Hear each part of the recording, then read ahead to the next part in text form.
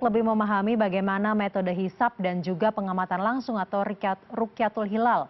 Dalam pengamatan hilal sudah ada Rorom Priatikno, astronom BRIN. Selamat sore Mas Rorom.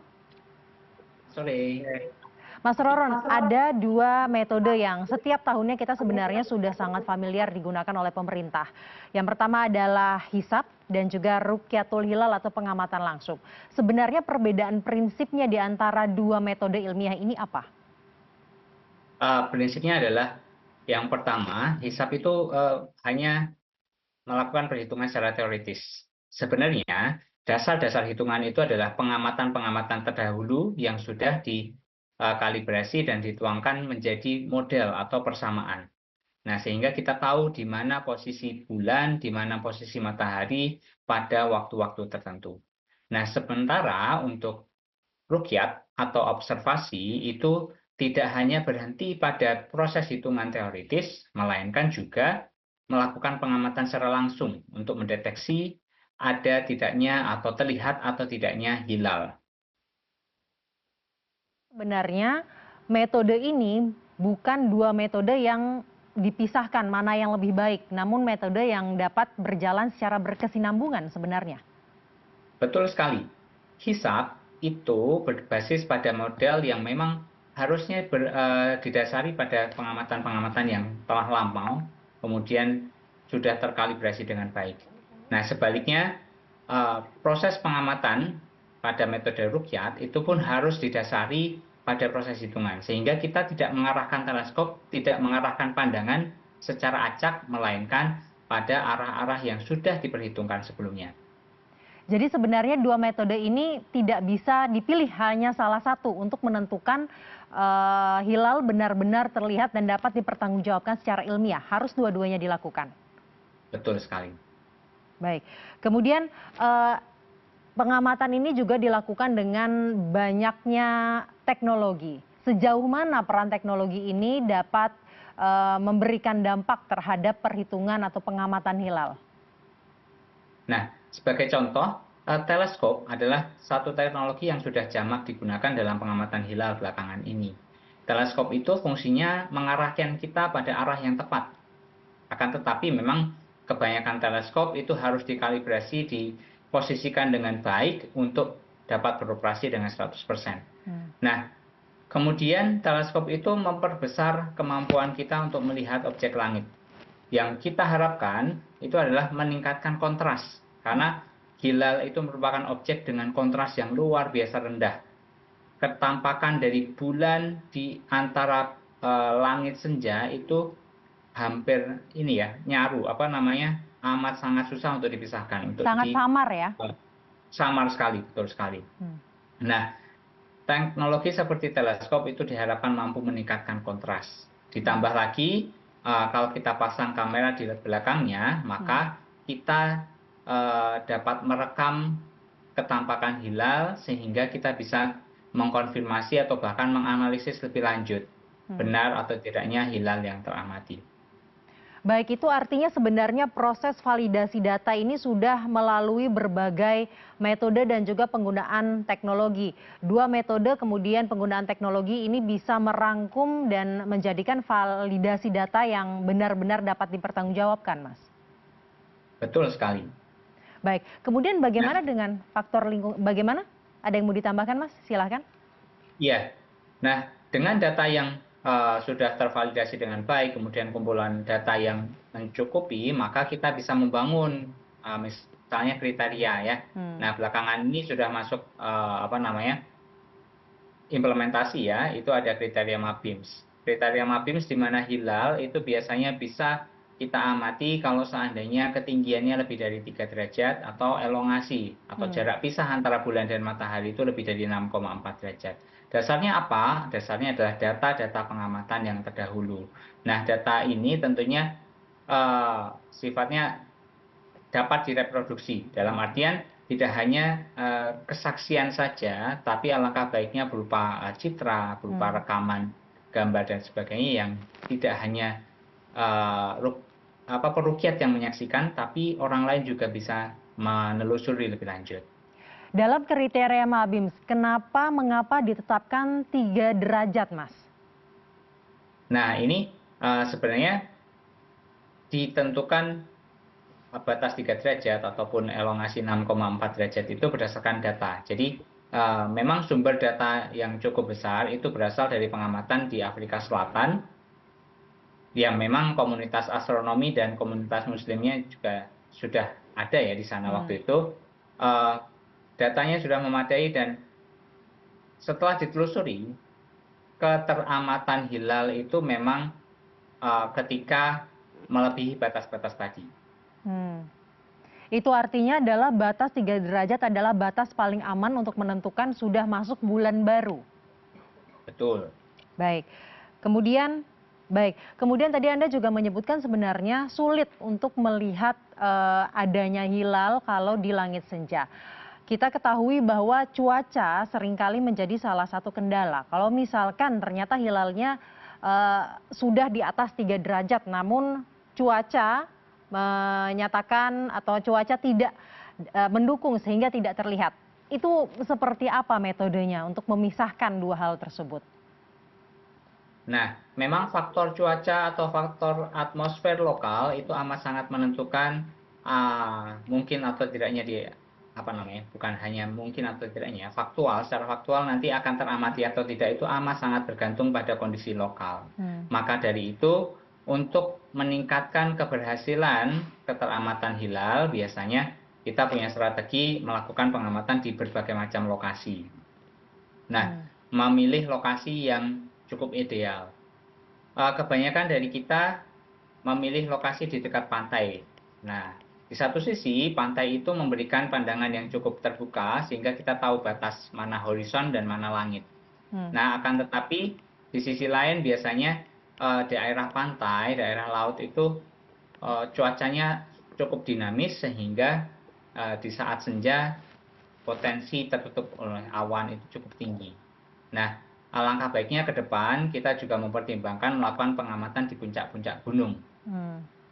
Sebenarnya kriteria lokasi yang ideal itu seperti apa? Nah, ideal adalah ketika tutupan awannya rendah, kemudian aerosol atau debu atau butiran air di atas udara itu tidak terlalu tinggi, karena ini akan meningkatkan kadar aerosol, kadar uap air di atmosfer itu meningkatkan kekeruhan ya. Pandangan kita menjadi lebih terbatas ke hilal ini nanti. Nah, sehingga kita harus balik itu. Kondisi-kondisi yang ideal adalah kondisi yang lebih rendah aerosolnya, tidak banyak polusi. Kemudian tadi kenapa saya menyarankan di atas puncak gunung, karena ya atmosfernya lebih tipis, lebih jernih biasanya, dan kalau ketinggian gunungnya cukup, itu biasanya kita sudah berada di atas awan ya. Nah, sehingga akan lebih mudah. Sejauh ini dari seluruh lokasi pemantauan hilal di Indonesia, berapa persen yang di pantai, berapa persen yang berada di puncak gunung atau puncak bukit? Nah, kalau saya lihat rasanya kira-kira 90% itu dilakukan di pinggir pantai. Beberapa sisanya itu di puncak bukit tapi masih di dataran rendah. Sementara yang konsep yang saya sampaikan barusan itu benar-benar meletakkan satu instrumen yang bisa jadi remote control atau robotic operated, itu diletakkan di puncak gunung yang mungkin kondisinya lebih ideal. Baik, kendalanya sejauh ini apa, Mas? Bahwa pengamatan hilal tidak dilakukan di dataran tinggi. Nah, pertama, ketika kita melakukan pengamatan di ketinggian yang lebih tinggi, itu hitungannya lebih kompleks ya. Perhitungan batas antara bumi dan langit atau horizon atau ufuk itu menjadi lebih kompleks. Kemudian batas pandangnya juga seringkali tidak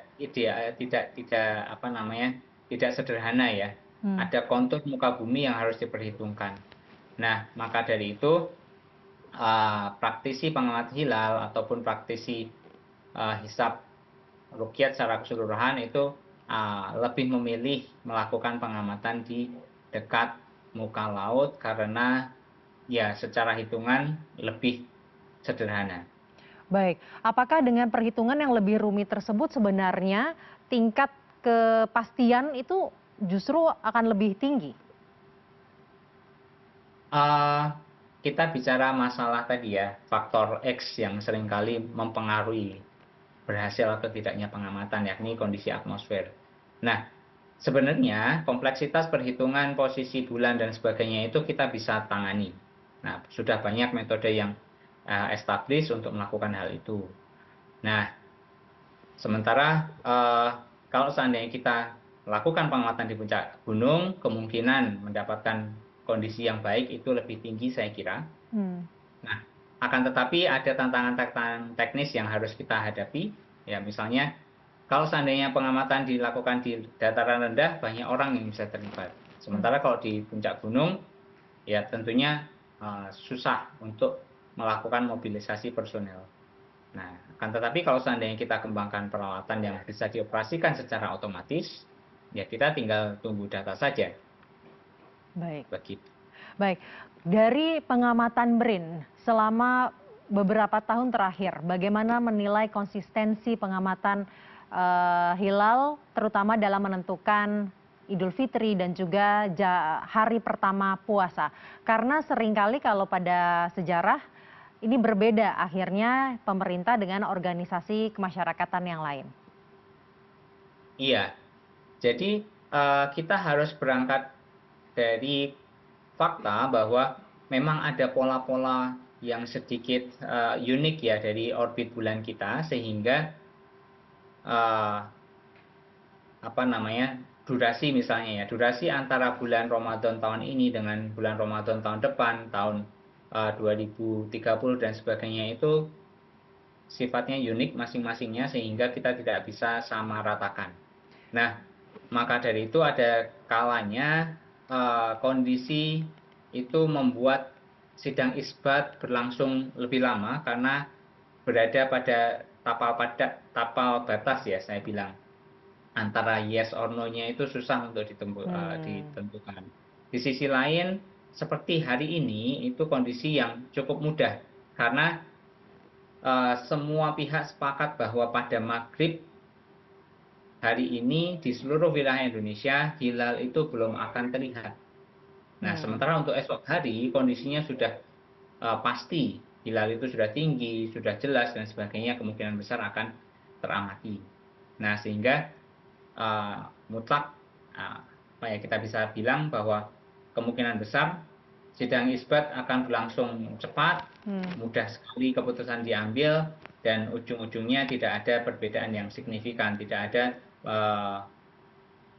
dua ormas yang berseberangan dan sebagainya. Baik. Dua pihak yang memiliki apa namanya keputusan yang berbeda. Baik, itu untuk hari ini, untuk penentuan hari ini. Kalau tadi dikatakan sifat unik, itu sifat uniknya seperti apa? Kalau hari ini mudah berarti tahun-tahun sebelumnya ada kondisi yang sulit.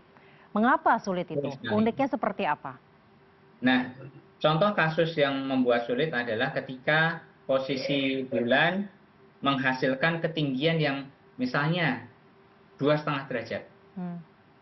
Nah, ketika ketinggian bulan 2,5 derajat, kalau kita berpegangan pada satu kriteria, misalnya kriteria MABIMS, kita dengan mudah bilang, oh ini tidak masuk kriteria.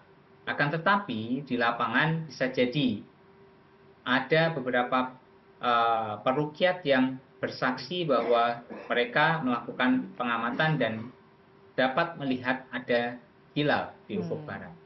Nah, kesaksian ini bisa jadi diterima. Nah, sementara dari sudut pandang ilmiah kita bisa mempertanyakan mana buktinya, mana citra dan sebagainya. Tapi dalam urusan ibadah, ketika ada seseorang yang dengan penuh keyakinan sudah berani bersumpah menyaksikan hilal, maka kesaksian itu bisa saja diterima. Nah, kondisi-kondisi semacam itu yang mepet-mepet dengan batas kriteria inilah yang membuat pengambilan keputusan menjadi sedikit lebih kompleks. Baik, baik. Terima kasih Mas Rorom Priyatikno, astronom dari BRIN, telah memberikan penjelasan kepada kami sore hari ini di CNN Ya. Indonesia.